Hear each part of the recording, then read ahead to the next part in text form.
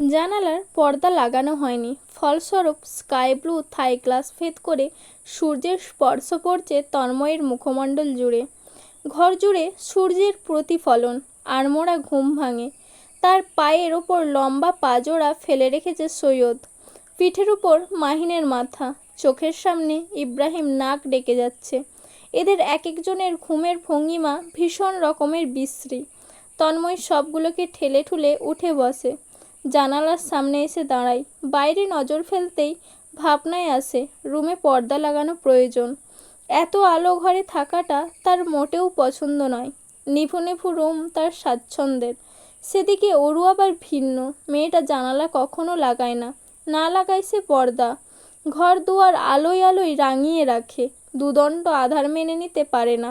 সব কিছু উজ্জ্বল এবং রং বেরঙের হতে হবে ওর। তন্ময় যদি এই মেয়ে নিজের রুমে তোলে, জীবন যৌবনের সব চাওয়া পাওয়া ছেড়ে দিতে হবে। অবশ্য সে ছাড়তেও রাজি। ভাবতেই ঠোঁট জুড়ে বিচিত্র হাসি ছুটে এলো। সেলফোন হাতে নিল। অরুর মেসেজ এসেছে ভোর 5টায়। মেয়েটা ঘুমোয়নি, জেগেই ছিল সারা রাত। তত্তর করে মেসেজ দিয়েই চলেছে 6টা পর্যন্ত।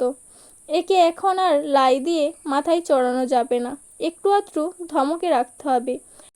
না হলে যে বয়সেও পড়েছে, সব কিছু ভস্ম করার পূর্বে তন্ময়কেই জ্বালিয়ে পুড়িয়ে ভস্ম করে ফেলবে। ব্রেকফাস্ট খেতে বসে হই হুল্লোড়ের ঠেলায় তন্ময়ের মাথা ব্যথা শুরু হলো। তার বন্ধুবান্ধব থাকবে আর মাথা ব্যথা হবে না, তা আদেও সম্ভব? চুপচাপ খেতে থাকা তন্ময়কে খোঁচানোর এক টুকরো সময় ব্যয় করছে না মাহিন। পরিমাণ মতো তেলে ভাজা রুটির সঙ্গে আলু ভাজি খেতে খেতে বলে, কোন কোন কোম্পানিতে অ্যাপ্লাই করলি? তন্ময় সাবলীল গলায় জবাব দিল। কোম্পানির নামগুলো পড়ল। পর মুহূর্তেই রিহানের মুখ খুলল। এতক্ষণ মুখে কুলু পেটে বসেছিল। জাবেদা বেগম ছিলেন কি না, যেই না তিনি রান্নাঘরে গেলেন, অমনি বুলেটের গতিতে বলে উঠল, খেয়াল রাখিস, চারপাশে নজর দিস, কখন না কখন আবার রমণীগণদের বুকে টোকা মেরে দিবি। অমনি পিছু পড়ে যাবে তোর। ভুলবশত আবার কোম্পানির এমডির কচি মেয়ের হৃদয় নিয়ে খেলিস না, কেস খাবি বলে দিলাম। হেসে উঠল সৈয়দ। কিছু একটা মনে পড়েছে এমন ভঙ্গিতে বলে ওঠে, রাইসার কথা মনে আছে? ঋষাবের বোনটা? মেয়েটা কি পাগল ছিল তন্ময়ের। কত কিছুই না করেছে। এখনও আমায় পেলে জিজ্ঞাসা করে তন্ময় কেমন আছে। বিয়ে হয়ে গিয়েছে শুনেছিলাম, এখন বাচ্চাও আছে একটা। তন্ময়ের খাওয়ার ভঙ্গিমার মোটেও পরিবর্তন এলো না। সে নিজের মতোই খেয়েই চলেছে। বন্ধুদের কথায় একটু আধটু মুখ তুলছে। সে যেমন নিজের বন্ধুদের হাড়গোড় সহ চেনে, তেমনি তার বন্ধুরা তার হাড়গোড় সহ চেনে। তাই তাদের এসব অদ্ভুত কথাবার্তার সমাপ্তি ঘটবে না যতক্ষণ না তন্ময় বলবে, আহ থামবি তোরা।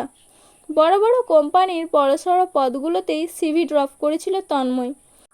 2টো থেকে ডাক পড়েছে পরদিনই। ডাক পড়ারই কথা। যাদের নিজেদের কোম্পানি বড় বড় কোম্পানির সাথেই যুক্ত, শাহজাহান লিমিটেড গার্মেন্টস ফ্যাক্টরির প্রেসিডেন্ট পদে সে ছিল কিছুদিন। 7টা ফ্লোর তার আন্ডারে ছিল। 6 মাস সময় নিয়েছে তাদের যাবতীয় কাজের সূত্রপাত শুরু থেকে বুঝে নিতে। গত মাস থেকে সে তাদের বেশ কিছু ব্যবসা বুঝে নিয়েছিল। নিজেই দেখত। সেগুলোর দায়ভার তার উপর ছিল।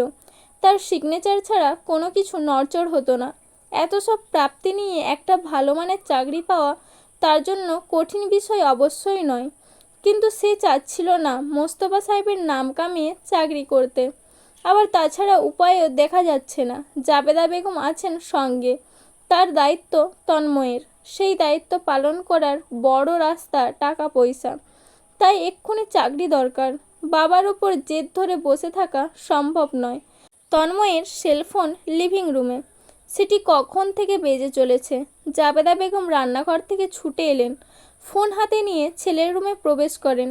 তন্ময় গোসল ঘরে। তিনি শব্দ করে ডাকেন, এই তন্ময়, ফোন বাজছে। তন্ময় আসছি বলে ছোট্ট জবাব দেয়। মিনিট খানিকের মধ্যে বেরিয়ে আসে। জাবেদা বেগম এতক্ষণে ফোন রেখে চলে গিয়েছেন। তন্ময় ফোন হাতে নিল। কল এসেছে তার চাচ্চু ওহি সাহেবের। পুনরায় আসতেই রিসিভ করে তন্ময়। ওপাশে ওহি সাহেব গলা খাঁকারি দিয়ে ডাকেন। রুক্ষ গলা কোমল করার ভঙ্গিতে ডাকেন, তন্ময়। জি চাচ্চু। কি অবস্থা তোমাদের? এই তো ভালো। এভাবে পর করে ফেললে চাচুকে? তন্ময় নিঃশব্দে হাসে। সে সত্যিকারের অর্থে একজন শাহজাহান। বাপ চাচারা যেমন ঘুরিয়ে ফিরিয়ে কথা বলতে জানে না, তেমন সেও জানে না। এই যে ওহি সাহেব কথা খুঁজতে চাচ্ছেন কিন্তু পাচ্ছেন না, ব্যাপারটা তার জন্য হাস্যকর বটে। সে খুব সাধারণভাবেই জবাব দেয়, ইম্পসিবল, আপনারাই তো সব। আমি তো তাই জানি, তাহলে বলছিলাম যেটা, আমারই সব। আমারই সব বলতে অবশ্যই আমি আর আনোয়ার তো, তাই না? বড় ভাইজানের সাথে রেগেছো, সেটা ভাইয়ার ওপরে, আমাদের ওপরে তো রাগ নেই, আমি তো এর মধ্যে একদমই নেই। আর জানোই আমি একটু অসুস্থ, সেই চট্টগ্রাম গিয়ে ব্যবসার দেখাশোনা করতে পারছি না। আব্বা, তুমি যদি একটু, তন্ময় মাঝপথেই ডেকে ওঠে, চাচ্ছু, শাহজাহান ব্যবসায় আমি আর থাকবো না, আমি অন্য কোম্পানিতে অ্যাপ্লাই করছি। দোয়া করবেন যেন জবটা হয়ে যায়। আর শাহজাহান মোস্তফা সাহেবকে বলে দেবেন আমি শাহজাহান তন্ময় তার টাকা পয়সা ছাড়া বেশ চলতে পারবো। ওই সাহেবের ফোন স্পিকারে দেওয়া ছিল। তন্ময়ের কথাগুলো উপস্থিত সকলে শুনতে পেল স্পষ্ট। লিভিং রুমে বসে থাকা মোস্তফা সাহেবের মুখশ্রী কালো হয়ে গেল। ওহি সাহেব আলগোছে স্পিকার সরিয়ে ফেলেন, থতমত খাওয়া বললেন, বলছিলাম যে, সেই মুহূর্তে মোস্তফা সাহেব শব্দ করে বলেন, ওকে বলে দেও হি, আমি শাহজাহান মোস্তফা ওর হাত পা ধরে কোম্পানিতে আনতে যাব না, ও না আসলে না আসবে। আমি আমার সম্পত্তি গোল্লাই ফেলবো, জলে ঢালবো, বিলিয়ে দিব, তাও ওকে ধরে বেঁধে আনতে যাব না। যাক, ও নিজের রাস্তায়, বাবার আর দরকার কি, বড় হয়েছে, এখন যা ইচ্ছে করবে। আমি মরে যাচ্ছি না ওদের ঘরে তোলার জন্য। তন্ময়ের এবার সামান্য হাসিই পেল, সঙ্গে এক্ষুনি বাবাকে দেখার পরও পিপাসা জন্মালো। মানুষটা নিশ্চয়ই প্রেসার বাড়িয়ে ফেলেছে।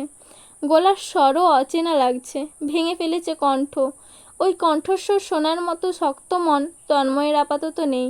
সে বাবার কথার মাঝপথে থামিয়ে বলে, এসব বলে লাভ নেই, আমি শাহজাহান তন্ময় ফিরছি না, ফিরবো না, রাগলাম। মোস্তফা সাহেব চোখ রাঙালেন ওহি সাহেবের ফোনের উপর। তার তীক্ষ্ণ দৃষ্টি ফোনের উপরে থাকা তন্ময়ের ওপর যেন। বিকেলে তন্ময় বেরোচ্ছিল, তখনই দেখতে পেল একজন ভদ্র মহিলা দাঁড়িয়ে, মোটাসোটা ধাঁচের খাটো ফর্সা মহিলা। তাদের ফ্ল্যাটেই এসছেন যেন। ওর আগাগোড়া দেখে আরেক দফায় হাসলেন। অপ্রস্তুত তন্ময় সালাম জানালো। মহিলা এবার আরও উদ্বিগ্ন চোখে তন্ময়কে দেখতে থাকলেন, হেসে বললেন, আমি তোমার বাড়িওয়ালা আন্টি বাবা, ওপরের ফ্ল্যাটে থাকি, ব্যস্ত থাকার কারণে আসতে পারিনি। তোমার আম্মু আছে বাসায়? জি, ভেতরে।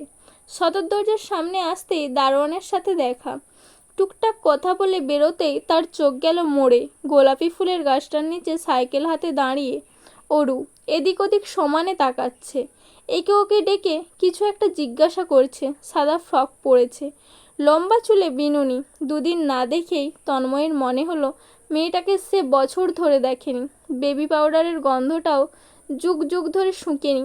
দুপাশে মাথা দুলিয়ে এগোলো সামনে। তাকে দেখতে পেয়েই অরুর চোখজোড়া বড় হয়ে গেল। পর মুহূর্তেই কান্নারত মুখশ্রী জলে ভিজে ওঠে।